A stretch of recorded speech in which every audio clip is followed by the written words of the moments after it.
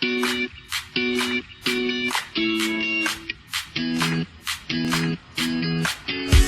qui est important pour un élu, c'est d'avoir un interlocuteur de proximité, présent, qui soit réactif, et puis qui ait une capacité de conseil, donc qui puisse s'appuyer sur une expertise pour nous aider à monter des projets ou de réhabilitation ou d'aménagement de nouveaux logements sur nos communes.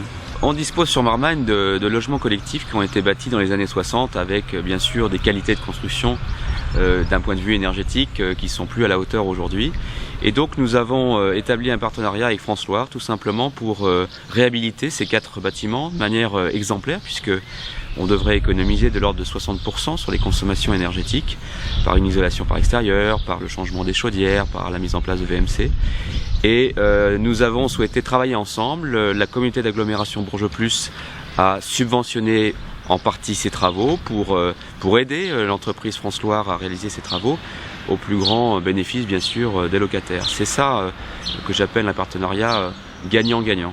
Le maire gère son territoire, gère sa collectivité, gère aussi la relation avec les habitants. Et donc sur ces problématiques de logement, il est évident qu'on ne peut pas se passer d'un partenariat, d'un dialogue permanent. Et dans le cadre de travaux comme ça, qui sont parfois des travaux sensibles, qui créent des nuisances, il est important que nous soyons associés et que nous puissions co-construire le projet et ensuite entre guillemets, le vendre auprès des habitants, l'expliquer. Et c'est le cas à Marmagne, c'est ce qui a été fait. Nous avons travaillé de manière vraiment approfondie avec France Loire sur un projet d'expérimentation. Nous avons mis en place sur la commune de Saint-Doulchard une vingtaine de logements sociaux sous la forme d'un bâtiment passif, c'est-à-dire un bâtiment qui produit autant d'énergie qu'il en consomme. Et ce projet est très important puisqu'il nous a permis d'avoir une expérimentation, une qualité énergétique d'un haut niveau pour des logements sociaux et également au-delà même de l'exploit, si je puis dire, d'arriver à tenir dans les budgets. Ça a été l'occasion de structurer finalement une filière locale d'éco-construction, c'est-à-dire qu'on a eu un plan de formation des entreprises locales pour les engager dans ce mouvement essentiel aujourd'hui de l'éco-construction. Voilà, c'est une opération, je dirais, complète, qui s'appuie sur différents partenaires et qui a abouti à un beau succès.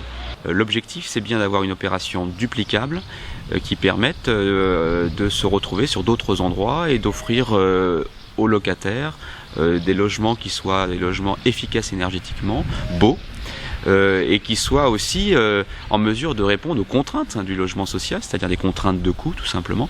C'est vraiment un sujet vaste et un sujet d'ensemble, c'est-à-dire on a une idée de ce que doit être la ville de demain, et pour ça on doit s'appuyer sur des partenaires très différents. Donc le bailleur, puisque c'est lui qui va être le porteur du projet foncier de construction, mais après derrière il y a les entreprises qui vont répondre à ce bailleur, et donc on a besoin d'avoir des gens compétents qui puissent répondre aux exigences des cahiers des charges, bâtir ces maisons. Et c'est la raison pour laquelle ce qui s'est réalisé sur Saint-Doulchard répond à toutes ces problématiques. Les élus que nous sommes avons pensé un peu le logement social de demain. Pour cela, on a eu besoin de s'appuyer sur France Loire pour mener l'opération foncière et de construction. Et elle-même, l'entreprise France Loire, a dû trouver sur place des entreprises capables de répondre aux cahiers des charges.